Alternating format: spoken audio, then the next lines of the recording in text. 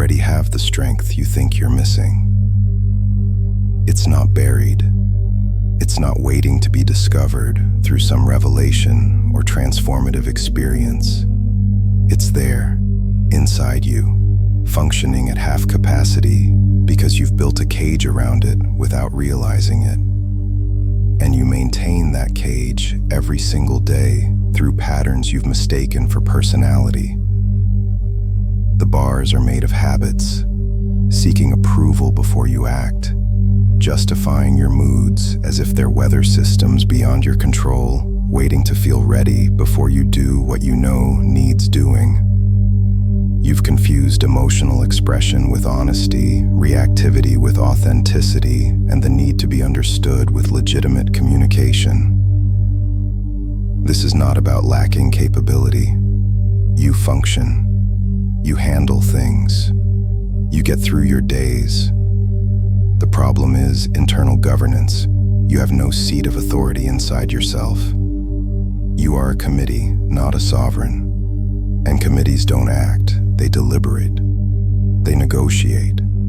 They require consensus from every passing feeling before anything gets done. This is the modern condition, functional weakness. Strength that exists but cannot be accessed because the access itself requires clearance from the very parts of you that should have no vote. Marcus Aurelius became emperor of Rome at 40. He inherited an empire under military threat, ravaged by plague, destabilized by corruption. He did not choose this position, it chose him.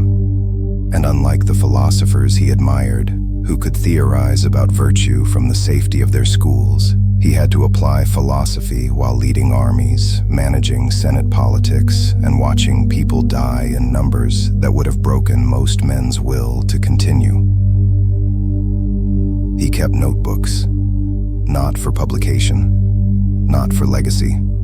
They were private, a manual he wrote to himself for maintaining internal order when external order was impossible. We call it meditations now. He probably had no title for it.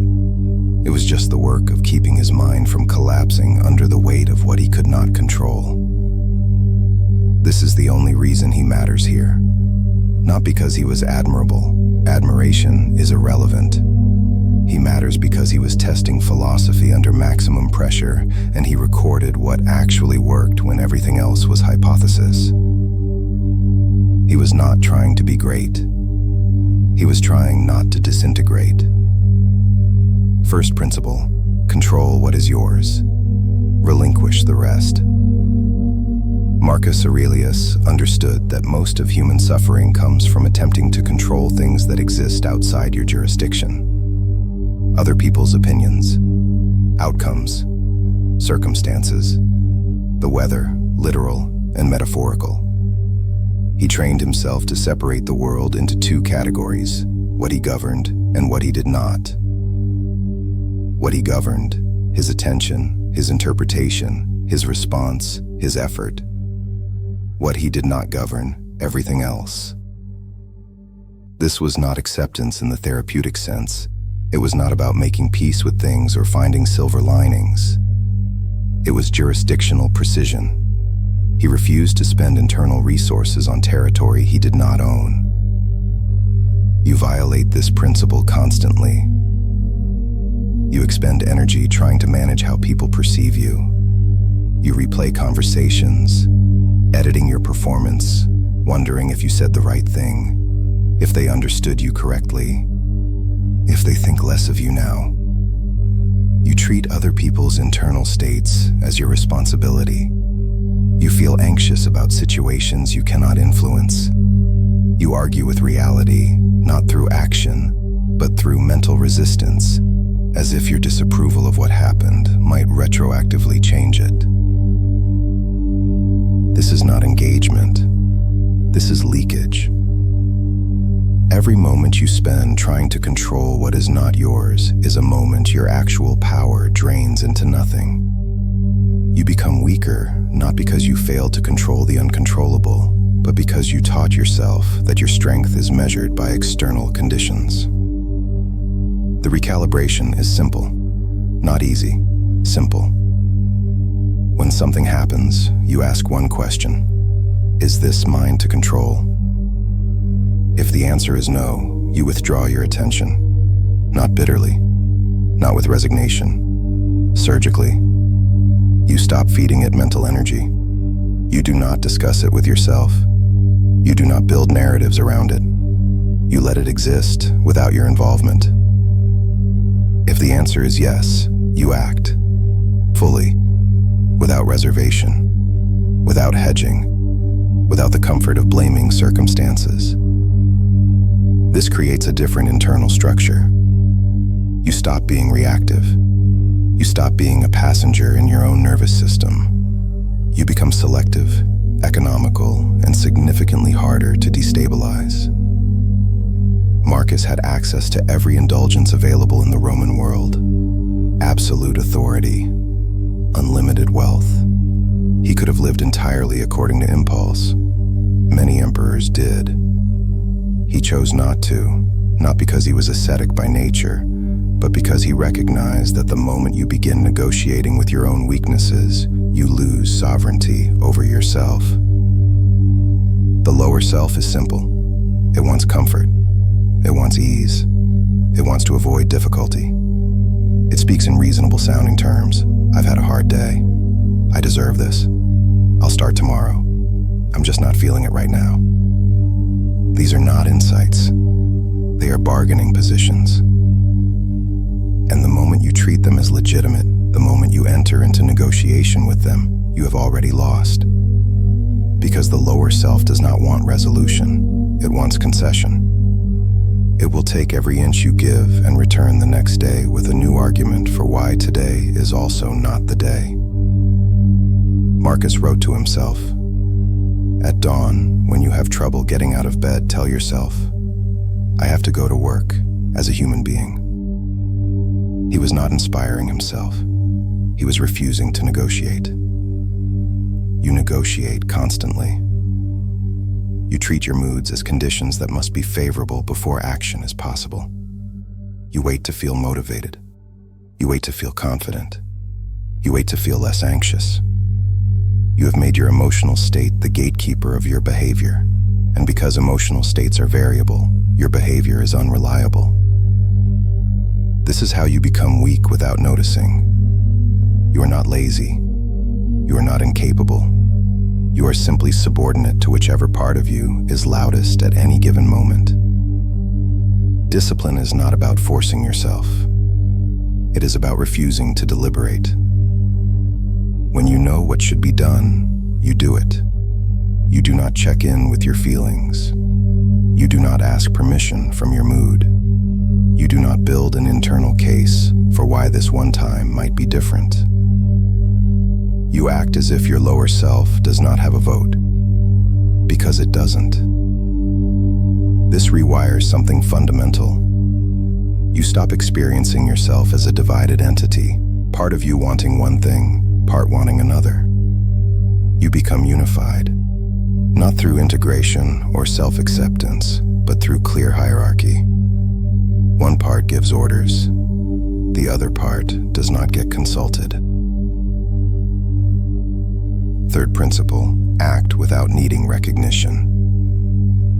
Marcus Aurelius led military campaigns, managed an empire, reformed laws, and held the structure of Roman civilization together during a period that should have collapsed it. Almost no one at the time understood the depth of what he was doing.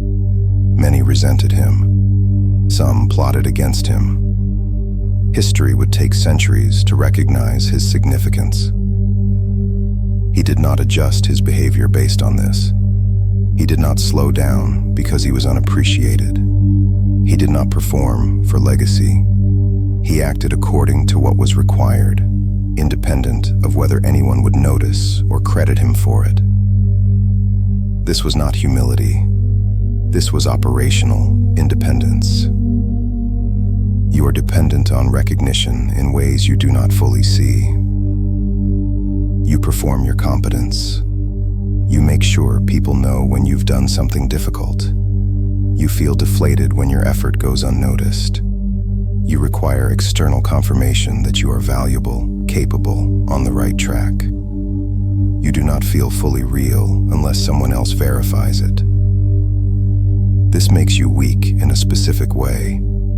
You cannot sustain effort in the absence of an audience. When no one is watching, your standards drop. When no one will know, you cut corners. When the work will not be seen, you do not bring full attention to it. You have outsourced your sense of worth to other people's awareness, and this means you only have worth when you are perceived. This is not about becoming indifferent to feedback. It is about becoming structurally independent from it. You do what is yours to do because it is yours to do, not because it will be rewarded, not because it will be noticed, not because it will build your reputation. You bring the same level of precision and effort whether someone is evaluating you or not. This changes the internal experience of work. It stops being performance. It stops being a bid for validation. It becomes something simpler. Maintenance of your own standards, independent of external measurement. The result is a kind of quiet durability. You do not need applause to continue. You do not need encouragement. You do not need progress to be visible to others. You carry your own authorization. These three things: control only what is yours, refuse negotiation with weakness, act without requiring recognition, are not principles to apply. They are filters. You run your internal behavior through them and remove everything that does not pass. What remains is not a better version of you. It is a clearer one. Less noise, less leakage, less dependency. You stop being moved by things that should not move you. You stop waiting for permission from your own feelings. You stop requiring the world to confirm that you matter. This is not growth. This is exposure. You are not building strength.